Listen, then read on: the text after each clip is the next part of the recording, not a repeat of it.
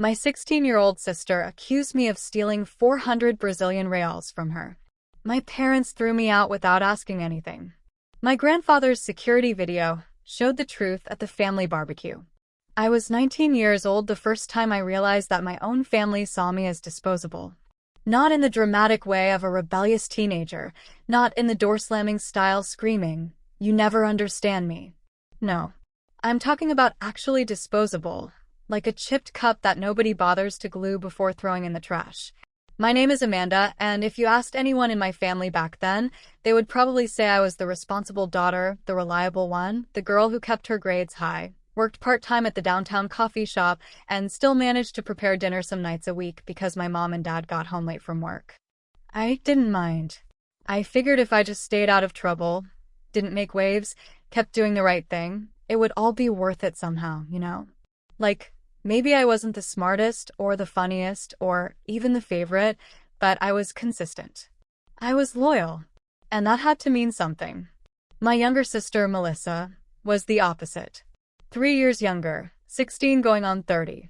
She had the charisma, the bright eyes, that way of twisting a story until it came out like cotton candy in your ears. Everyone loved Melissa. Teachers, coaches, grandma, the neighbor lady who once caught her smoking hidden behind the garage. She just smiled and said, "Girls will be girls." And my parents, they swallowed it all like gospel. I don't think it was malicious at first. Just easier. Melissa made them laugh. I made grocery lists. Melissa got detention for cheating on a test. She's bored with school. I got a B in advanced chemistry. What happened to your focus? But still, I didn't resent her. Not really. She was my sister. I figured the world would catch up to her one day. And maybe then we'd be on equal footing. The house where we grew up wasn't warm exactly. It wasn't cold either. Just practical. Rules taped to the fridge and laminated covers. Chores alternating on a board. Affection was rare, but functional. A pat on the back if you did well.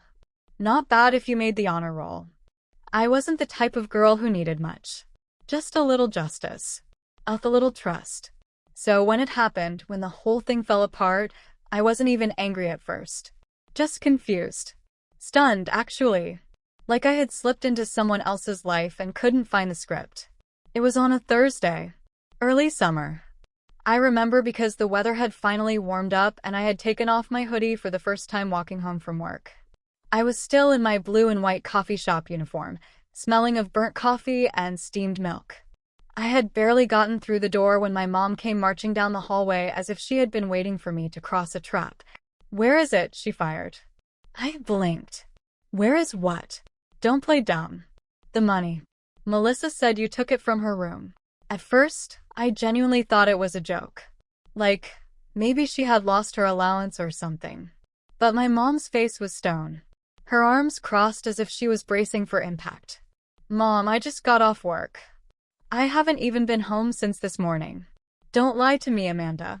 Her voice cracked, not with doubt, but with anger. As if she was offended that I would even try to defend myself.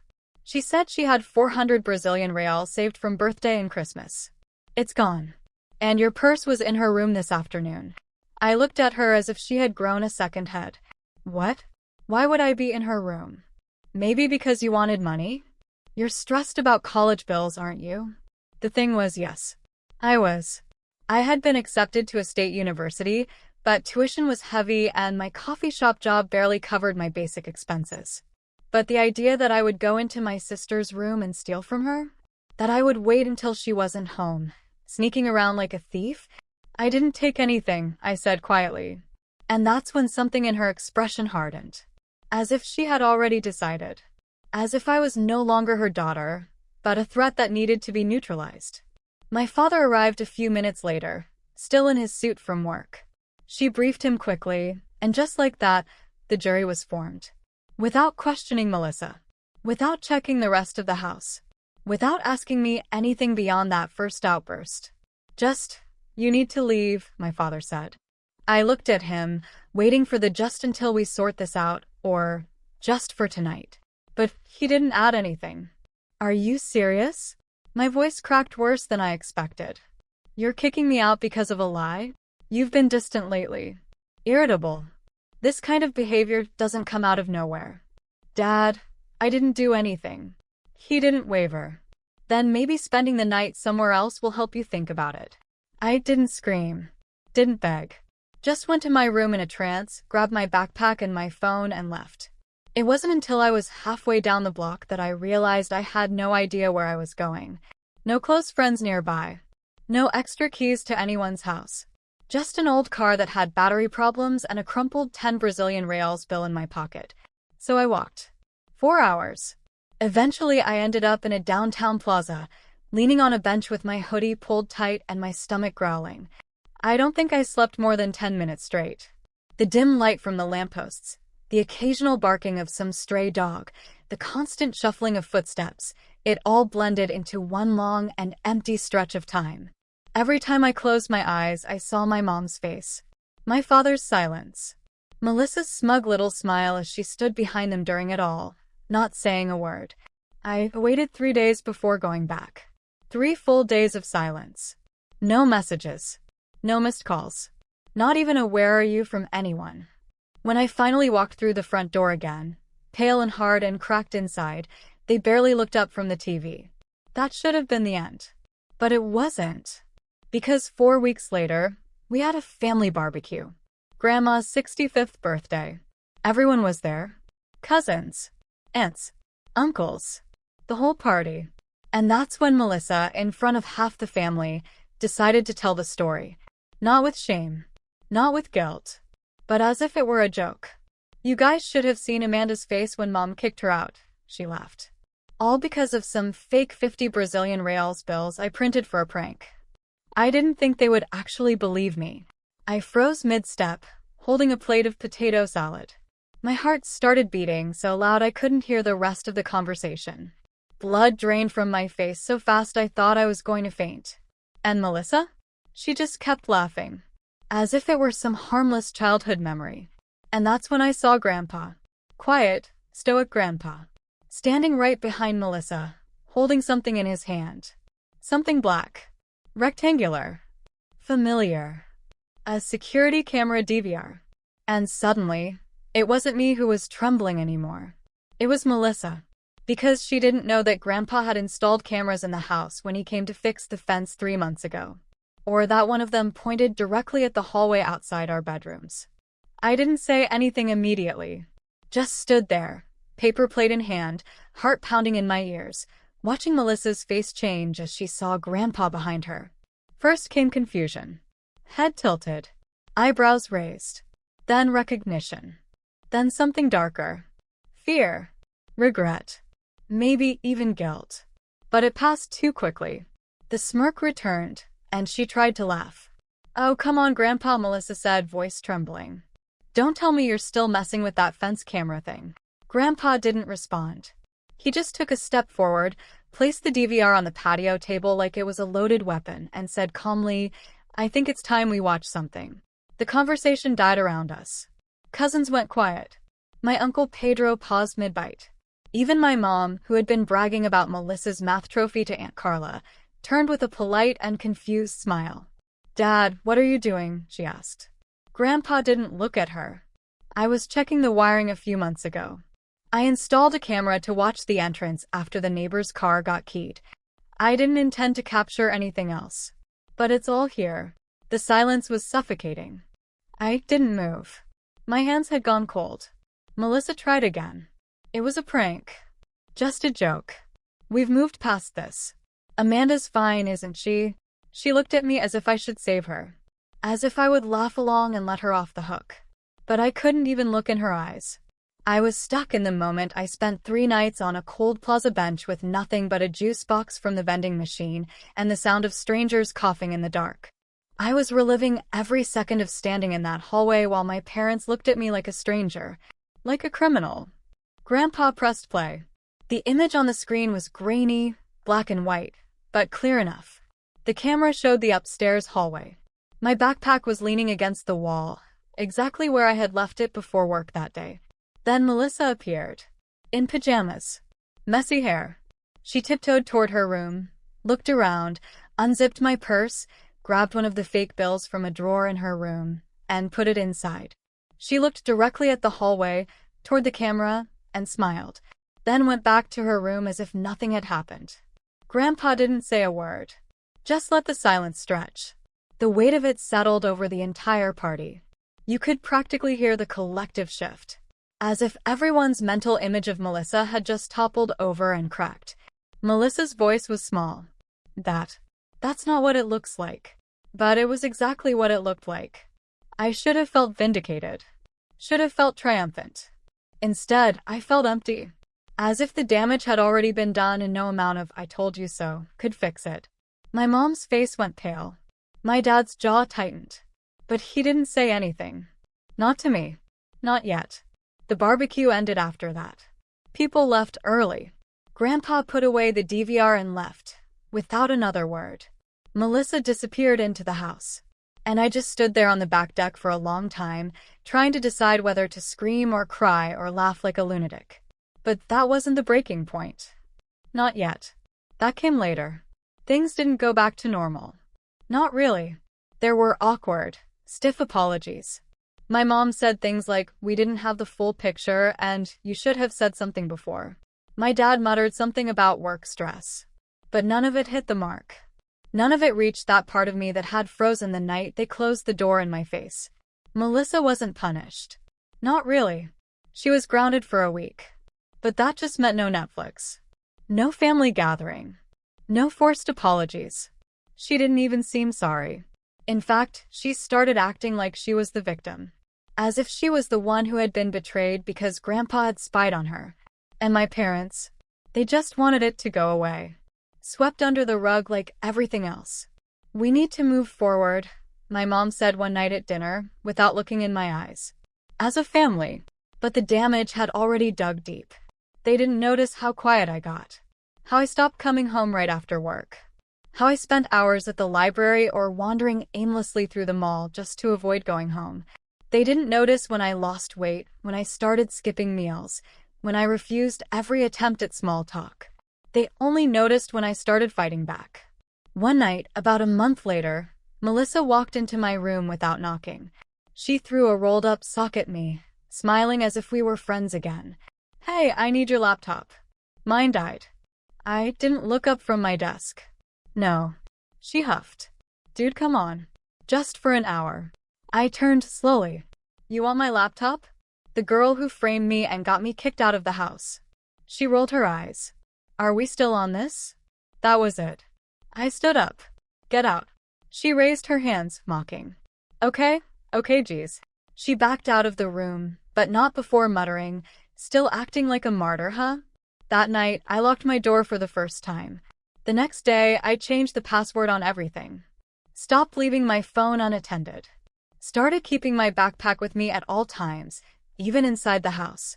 And when my mom asked if I was okay, I just smiled and said, "Great." If they didn't care enough to protect me, I would protect myself. But things kept getting worse. I found out from a friend at school that Melissa had started telling people I had mental health problems. That I was paranoid, obsessed with being the victim, and twisting stories for attention. She said I made up the story about being kicked out. That I chose to sleep in the plaza to make my parents feel guilty.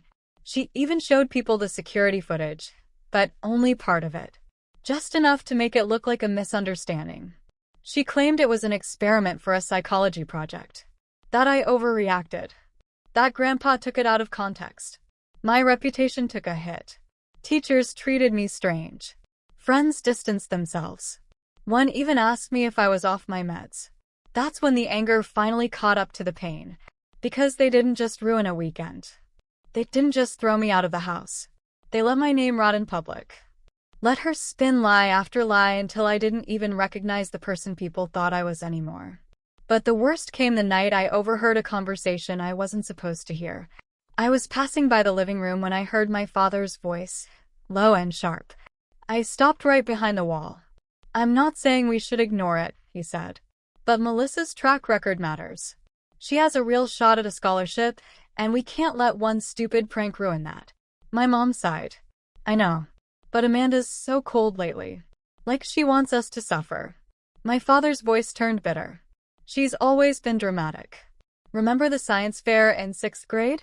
The tantrum about the ribbon? She has this black and white thinking. Always, I'm the victim with her. I stood there in the dark hallway, gripping the edge of the wall, feeling like a ghost in my own house. That's when I knew. They didn't believe me. Not really. Not in the depths of their souls. They wanted to believe me, because it was convenient, because it avoided conflict, but they still saw Melissa as the golden girl. And me? I was a stain they were trying to scrub out with polite smiles and forced meals. I didn't sleep that night. Didn't eat the next morning. Just stared at the ceiling and looped the same thought. They're not going to protect you. They never will. And that's when the change happened. Quiet. Subtle. But permanent. I stopped waiting for them to change. Stopped waiting for justice. Stopped thinking about what I wanted from them. Instead, I started thinking about what they had to lose. But I didn't do anything. Not yet. Because revenge requires patience. And Melissa? She wasn't done digging her own grave. Not even close. The week after that conversation, I stopped being Amanda, the oldest daughter. At least in their eyes. I was still there technically. Still breathing under their roof. Still paying for my own gas when I could scrape together enough tips. Still folding laundry in silence because the machine was in the basement and I didn't want to get into another argument about who left the socks in the dryer. But emotionally, mentally, I was gone. Something in me had shut off. That last spark of faith I had in them, that little bit of belief that maybe they would realize how much they had failed me, snapped clean. After that, it was just survival.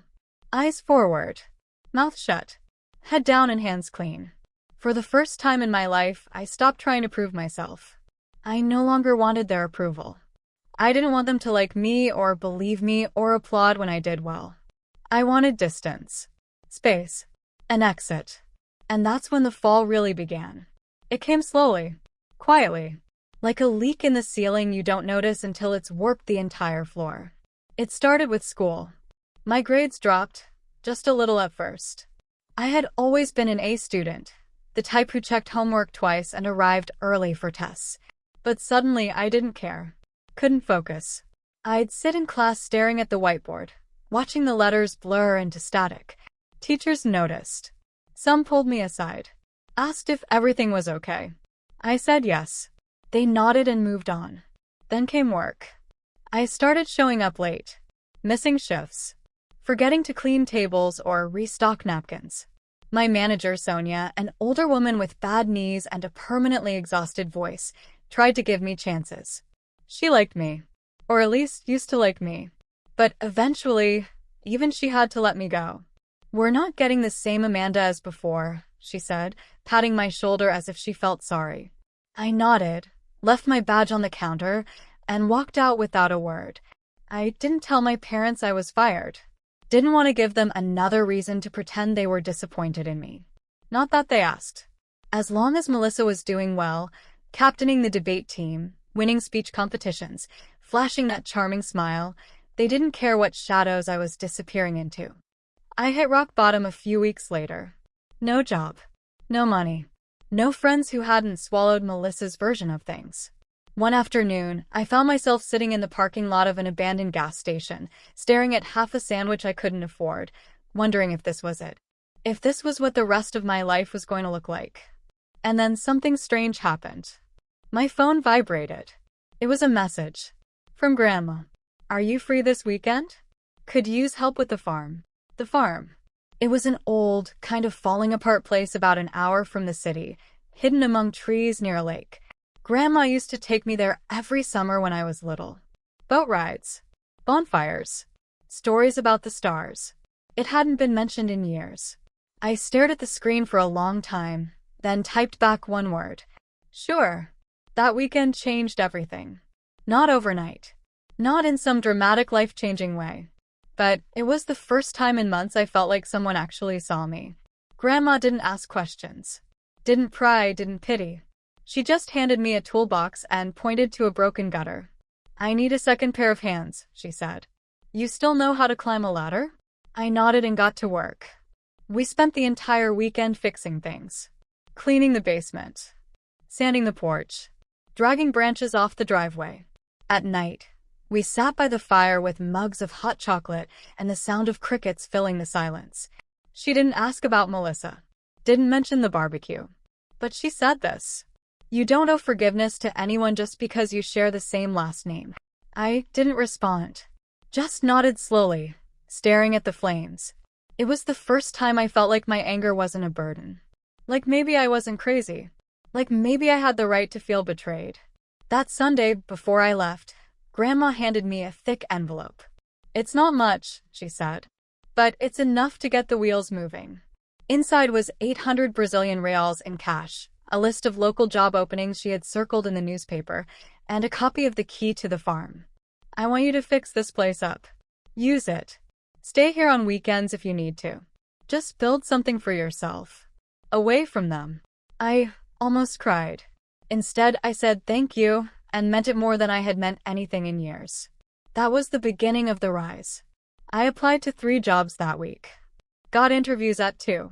Accepted a part-time job at a hardware store where the owner, a tough woman named Teresa, didn't care about my school history or family drama. Just that I showed up and didn't break things. The first paycheck wasn't much, but it was enough to fill my gas tank and buy new work boots.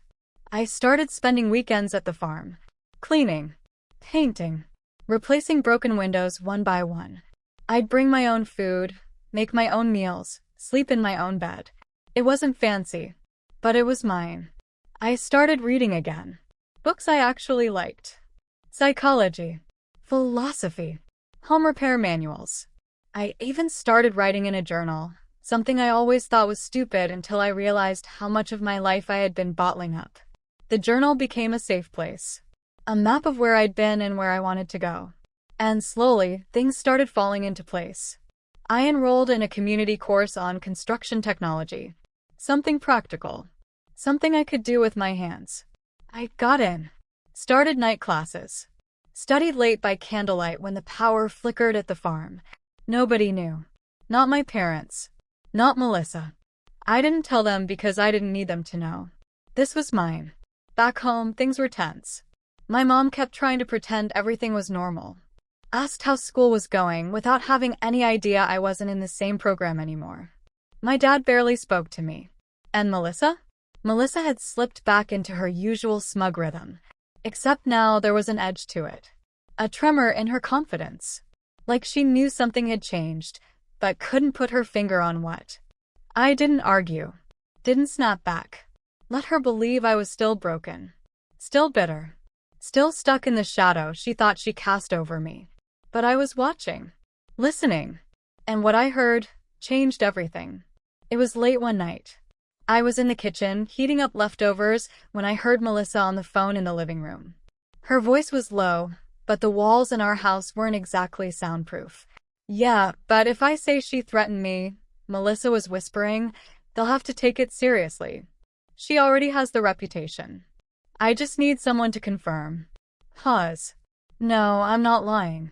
I'm just exaggerating. Another pause. I don't care if she gets expelled. Honestly, it's about time. She's just dragging everything down. I didn't move. Didn't breathe. Just stood there, bowl in hand, while something cold slid down my spine. She wasn't done. Not even close. And now she was planning to drive me out completely. That night, I drove to the farm and sat on the porch until dawn, because I realized something important. Melissa didn't just want attention. She didn't just want to be the favorite. She wanted to erase me. She wanted me out, not just from home, but from the story entirely. And for the first time in my life, I felt something shift deep in my chest. Not fear. Not sadness. Focus. She thought I was still the quiet older sister. But she had no idea who I had become. I wasn't playing defense anymore. I was building something. And soon, I was going to show them all what that looked like. Revenge doesn't start with anger. It starts with silence. With stillness. With watching the pieces move on their own. Until you finally decide it's your turn to move one back. That night on the porch, watching the sky turn from ink to gray, I started sketching out the first pieces of a plan. Not some crazy scheme with fireworks and courtroom drama. No. I wasn't looking to humiliate Melissa in front of the entire school or burn down our house in an explosion of vengeance. I didn't want noise. I wanted certainty. I wanted Melissa to dig her own hole, thinking she was winning, until the dirt was so high around her neck that not even my mom and dad could pretend not to see. I just had to hand her the shovel. The first step was getting proof. Real, undeniable, irrefutable proof. I knew what she was planning, trying to frame me again. But if I confronted her, she'd slip away like always. She'd twist it into a misunderstanding or just a joke, and our parents would nod along like they always did. So instead, I played along. Got quiet again. Kept my head down. Started acting strange. Left my door unlocked. Left my purse in plain sight. Left my phone charging exposed. Made it look like I was slipping again. Melissa started circling within 2 days. Subtle comments. You feeling okay, sis? You're kind of spacey lately. You sure everything's fine? I nodded, said I was just tired. And the moment I saw her watching me too long through the hallway mirror, I knew she was starting to set something up. So I turned the farm into my headquarters. I bought 2 small cameras at a thrift store for cash. Nothing fancy, just motion-activated, Wi-Fi upload with a 2-week loop. I spent a week learning how to set them up, then carefully installed one behind the bookshelf in my room, angled perfectly at the door and my desk. The other? I hid it inside an old speaker box in the hallway, pointed at my room. Both were synced to an old laptop I kept at the farm, completely offline. Nobody knew. Especially not Melissa. The next step was harder, rebuilding my reputation. See, the lies she had told still lingered. Some teachers still gave me sideways looks. Some classmates flinched when I passed in the hallway, like I might explode in a breakdown at any moment. But I wasn't trying to win everyone back. Just a few key people. So I started showing up early to classes, quietly offering help to students who were struggling, especially those Melissa had charmed and then ignored when they stopped being useful. I volunteered in the school workshop after hours, helping refurbish old furniture with Professor Enrique, a man with hands like oak roots and memory like a steel trap. I didn't talk much. Didn't mention my sister. Just kept showing up. Reliable. Consistent. Helpful. It took a few weeks, but the whispers started to change. Hey, can Amanda help me with that history essay? She's really chill. Didn't know she was in the workshop program. Girl's smart. Even Professor Enrique, who hadn't said more than 3 words to me all year, gave me a nod one evening. Good hands. Steady. Ever thought about an apprenticeship? I didn't say it out loud, but that was the moment I knew. I wasn't stuck anymore. I was building a way out. Now I just needed to give Melissa enough rope to hang herself. And, as always, she delivered. About a month after the hallway recording, I came home late from the farm one Sunday night. When I entered my room, my phone, normally locked and charging on my desk, was on my pillow. Screen cracked. Battery low. And when I turned it on, half my apps were rearranged. Classic mistake. Amateur mistake. I didn't say anything. Just grabbed the speaker box from the hallway, pulled out the hidden card, and drove back to the farm that night. The footage showed exactly what I expected. Melissa sneaking into my room, checking the hallway first, grabbing my phone, unlocking it. She had watched me type the code, opening apps, scrolling through my messages, taking pictures of my journal, then pocketing the phone and disappearing for 20 minutes before returning it. I watched the clip 3 times. Then made a copy. And another. I kept one on a thumb drive taped behind a drawer at the hardware store. Uploaded one to cloud storage under a burner Gmail. Saved another to a hidden partition on Grandma's old laptop. I wasn't going to lose this. At that point, I was almost ready. But I needed one last thing. Someone on the inside. Someone in the family who saw what was happening but wasn't too far gone to admit it. And that's when Aunt Julia came back into the picture. She was my mom's younger sister. Used to live in another state but came back to town after her divorce. Started showing up at family dinners again. A little older. A little rougher around the edges. But sharp. She always had a 6th sense for tension. One night, during a small dinner at Grandma's house, she pulled me aside on the porch while everyone was making a fuss about Melissa's Student of the Month plaque. You look like you're planning something, she said, lighting a cigarette with one hand. And I think I don't want to stop you. I raised an eyebrow. That obvious? She blew out a puff of smoke. I know your sister. Always thought she was a snake in a designer jacket. That was all I needed. I handed her a thumb drive the next day. If something happens to me, I said, you make sure this gets shown to Grandma. She took it without hesitation. I'll do better, she said. I'll keep it in my safe. So I had an ally. The final piece fell into place at a school charity event. Melissa was scheduled to give a small speech. Something about student leadership and ambition. My parents were beaming. My mom had her phone ready to record. My dad had even ironed his shirt. They invited me to go, as if they were offering me a crumb of dignity. I smiled. Said, sure. That night, I sat in the audience, calm and patient. Watched Melissa take the stage with her polished charm, that rehearsed smile, that perfect posture. I even applauded with everyone else. Then, while she started speaking, I pulled out my phone. Opened the Dropbox link. Watched in real time, as Melissa's face appeared on the screen in black and white, sneaking into my room. Stealing my phone. Smiling like the little queen she thought she was. I watched it again. Then messaged the link to my mom. To my dad.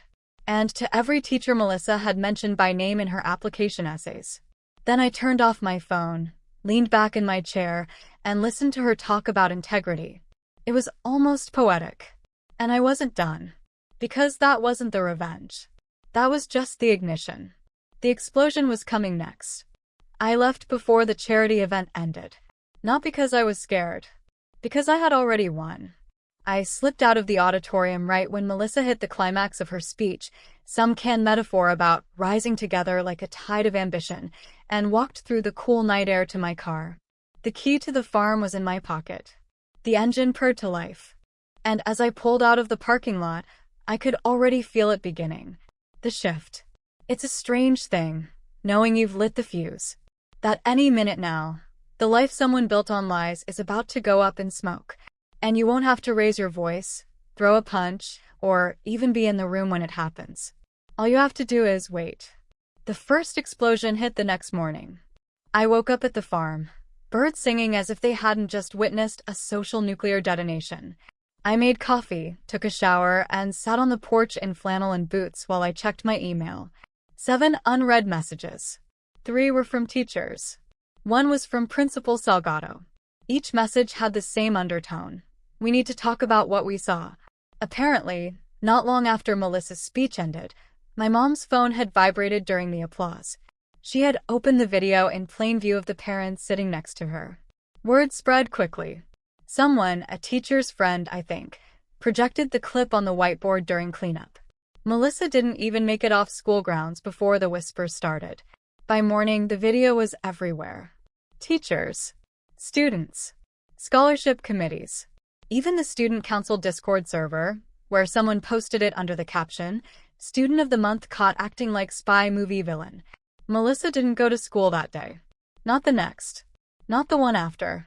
At home, my parents cracked. My dad stormed into my room Wednesday night, holding his phone like it was covered in acid. Did you do this? He asked, voice sharp and bitter. I sent a video, I said calmly. The rest happened on its own. He stared at me, mouth trembling like he wanted to yell but couldn't figure out why. You've embarrassed this family. No, I said, standing up. Melissa embarrassed this family. I just told the truth. He looked away. Didn't say a word. Didn't apologize. Just left, closing the door softly behind him like I was a guest in my own house. My mom tried a softer approach the next day. Knocked gently. Brought up how people make mistakes and she's your sister. I asked if she remembered kicking me out over a lie. She left crying. I didn't follow. Melissa's fall was slow, ugly, and public. Her scholarship application was withdrawn.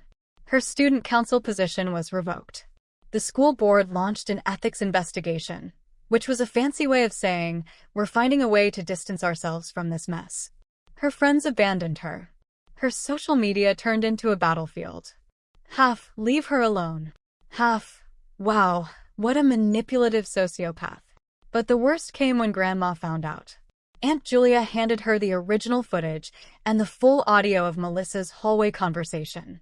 The one where she talked about framing me again. Grandma didn't raise her voice. Didn't make a speech. She just called a family meeting. Kitchen.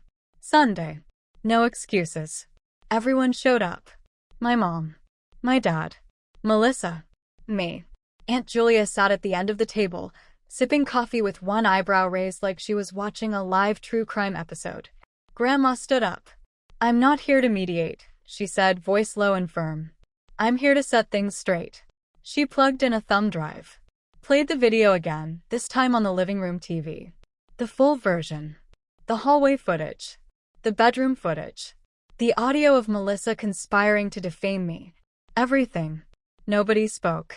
When it ended, Melissa looked up with red eyes and whispered, "I didn't think it would go this far."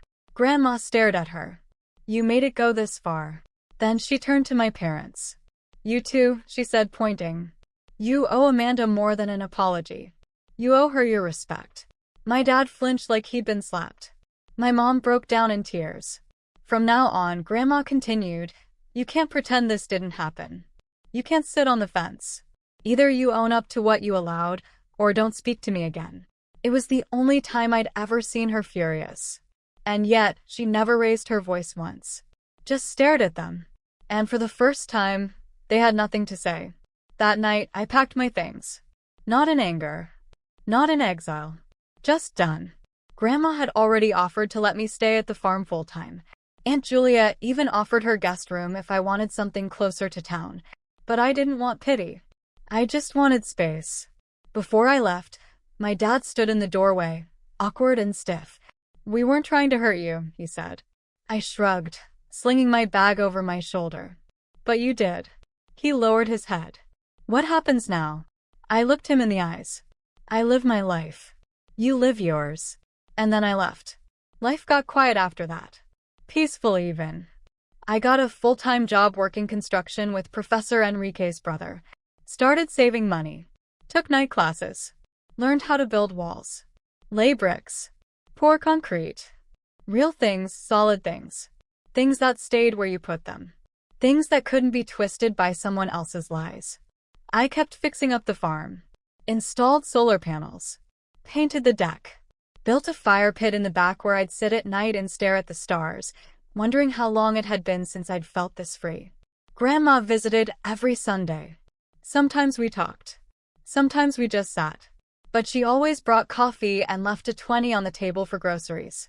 Even knowing I had enough. I never asked for anything more. Neither did she. Melissa never recovered. She switched schools mid-year. Deleted all her social media. Last I heard, she was doing community service to make up for academic dishonesty and personal misconduct. Her friends scattered. Her charm evaporated. Nobody remembered the math trophies or the leadership speeches. They remembered the smirk on her face when she planted fake evidence in her sister's purse. And the footage of her walking down the hallway, whispering about exaggerating things to get me kicked out again. Funny how it takes so long to build a reputation, and how fast it crumbles. My parents tried to reach out a few times.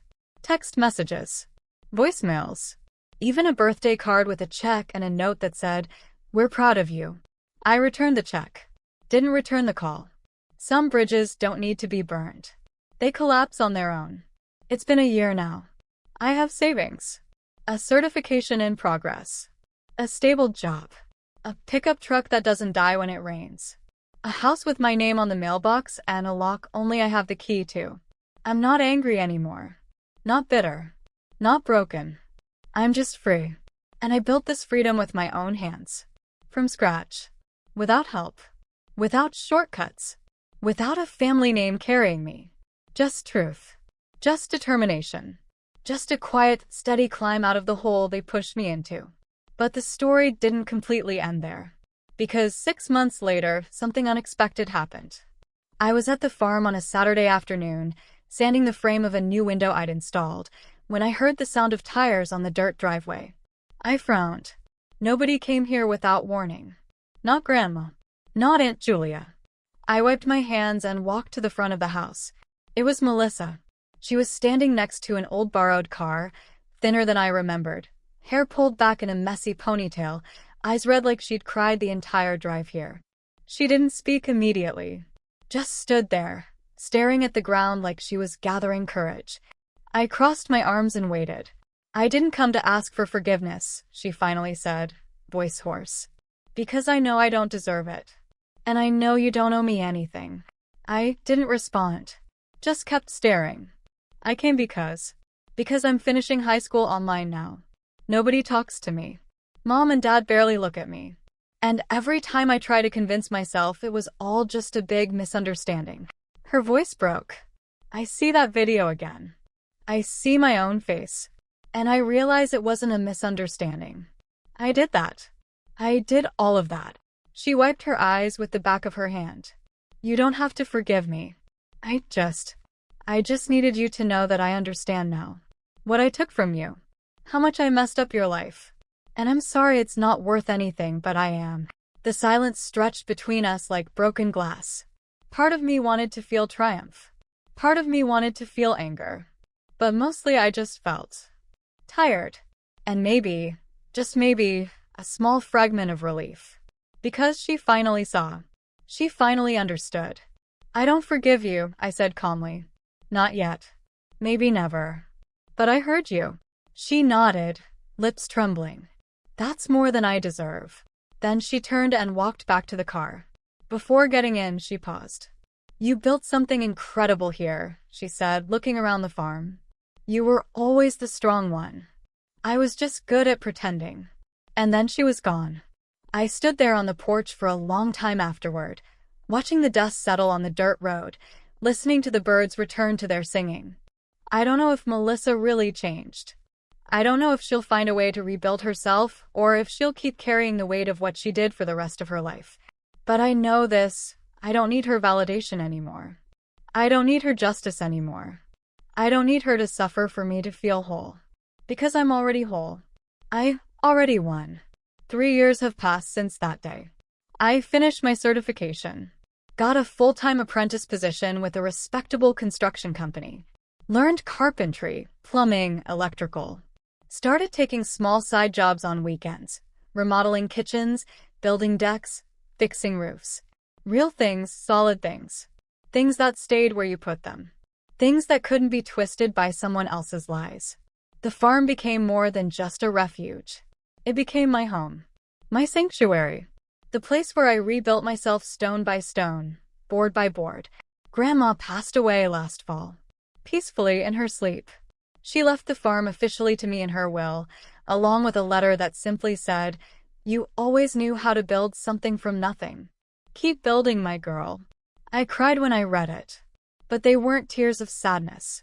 They were tears of gratitude. Because she saw me when nobody else did. She believed in me when nobody else believed. She gave me the tools, both literal and figurative, to save myself. Aunt Julia still stops by sometimes. We have coffee on the porch and talk about everything and nothing. She never mentions my parents or Melissa unless I mention them first. And I rarely do. My parents tried to reconnect a few times over the years. Awkward calls on my birthday. Invitations to Christmas that I politely declined. A long letter from my mom last year apologizing, explaining, justifying, pleading. I read it once. Folded it back in the envelope. Put it in a drawer. Maybe one day I'll respond. Maybe one day I'll feel like rebuilding that bridge. But not today. Maybe not tomorrow. Maybe never. And that's okay. Because I learned something important in those dark years when my own family treated me as disposable. You don't need their forgiveness to move forward. You don't need their remorse to heal. You don't need them to acknowledge what they did for you to build a beautiful life. You just need to decide you deserve better. And then go out and build it yourself. Melissa, from what I heard through Aunt Julia, is working at a retail store in another city. Still living with our parents. Still trying to figure out who she is when she's not wearing masks. I hope truly that she figures it out. I hope she finds a way to become someone real, someone honest, someone who doesn't need to tear others down to feel tall. But that's not my responsibility anymore. It's not my story to fix. My story? It's just beginning. It's a Saturday morning now. Sun rising over the lake, painting everything gold and pink. I'm sitting on the porch I built with my own hands, drinking coffee from a mug Grandma gave me years ago, listening to the world wake up. I have a meeting later with a potential client who wants me to completely renovate his country house. It's the biggest project I've ever taken on alone. And I'm ready. I look around the farm, the solar panels gleaming on the roof, the garden blooming beside the house, the workshop I built out back where I keep my tools and materials. Every board, every nail, every shingle is proof. Proof that I survived. Proof that I thrived. Proof that you can be thrown away like trash by people who should love you and still rise up, shake off the dust, and build something beautiful with your own broken hands. I don't think about the bus station or the cracked phone or the lies anymore. I don't think about that night when my father told me to leave or the smug smile on Melissa's face as she watched me get kicked out. I think about the moment I decided to stop waiting for someone to save me and started saving myself. I think about the moment I realized I didn't need their approval, their love, or even their recognition to be worth something. I was already worth it. I always was. I just needed to believe it. And now, when I look back at everything, I don't see tragedy. I see transformation. I don't see victim. I see survivor. I don't see defeat. I see victory. Because in the end, the best revenge wasn't exposing Melissa or making my parents feel guilty or proving I was right all along. The best revenge was this: living well, building better, being freer than I ever could have been if I'd stayed trapped in that house, that family, that version of myself who thought loyalty meant letting people walk all over you. I finish my coffee, stand up, put on my work boots. There's a deck to finish today. There's a life to keep building. And for the first time in years, when I look in the mirror, I recognize the girl staring back at me. She's strong. She's free. She's whole. She's exactly who I always should have been. And nobody, not my parents, not my sister, not any lie or betrayal or moment of despair, can take that away from me now. Because I build it. And what you build with your own hands, nobody can destroy. That's my story. And finally, gloriously, it's only mine. If this story touched you in any way, please leave a like and subscribe to the channel for more stories of overcoming injustice. Your comments and support make all the difference for other people who may be going through similar situations. Until the next story.